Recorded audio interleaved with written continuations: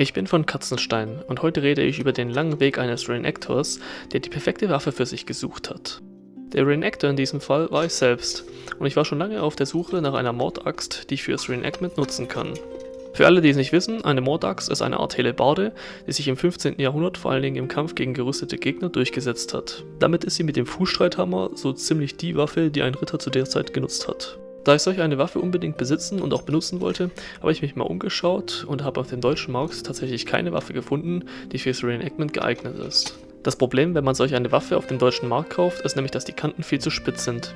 Diese könnte man zwar abschleifen, doch dann wäre auch noch der Dorn der Waffe ein Problem. Optimal wäre es, wenn die Spitze runtergeschmiedet ist oder mit einer Sicherheitskugel verschweißt wird. Andernfalls kann man mit einer Waffe mit solch einer Spitze nicht beim Reenactment-Kampf teilnehmen.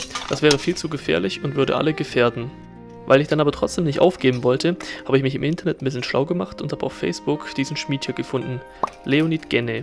Dabei handelt es sich um einen russischen Schmied, der seine Schmiedewerke auch auf YouTube teilt. Und da dachte ich mir, ich schreibe ihn einfach mal an und siehe da, jetzt habe ich meine Mordaxt.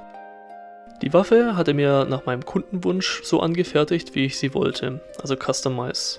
Er hat die Spitzen so entsprechend abgerundet, dass man sie auch fürs Reenactment benutzen kann und sich dabei beim Kampf nicht verletzt. Für das Ganze habe ich dann insgesamt 240 € bezahlt, inklusive den Versand aus Russland. Im Verhältnis, was ich schon an Mordäxten auf dem deutschen Markt gesehen habe, waren die eher im Bereich von 400 bis 500 €.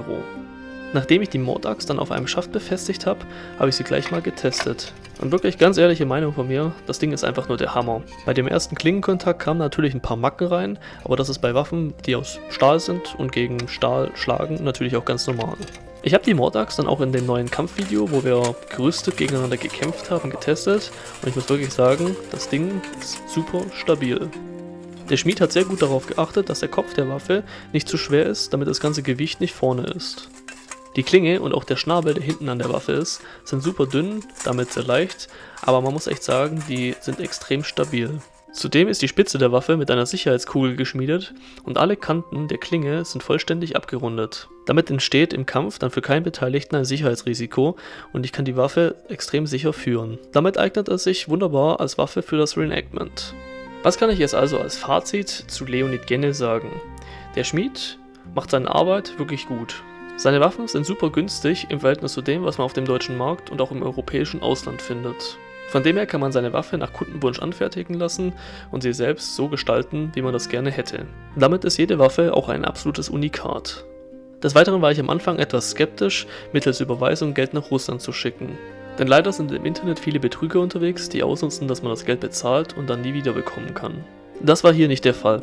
Ich habe das Geld überwiesen, er hat den Versand gemacht und der Versand lief reibungslos zu mir nach Hause. Von dem allen hat der Schmied dann einfach eine sehr gute Qualität seiner Ware, die dann auch sehr sicher für den Kampf im Reenactment ist. Zum Schluss kann ich noch sagen, dass das Schreiben mit ihm wirklich angenehm war und er sehr nett immer geantwortet hat, was mittlerweile natürlich auch leider kein Standard mehr ist. Von dem her, vielen Dank an Leonid Gene für das Vertrauen und die gute Ware.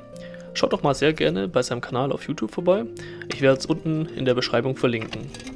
Ich hoffe, das Video hat euch gefallen. Wenn ich noch mehr Reviews über verschiedene Händler oder auch Shops machen soll, könnt ihr mir das ja mal in die Kommentare schreiben.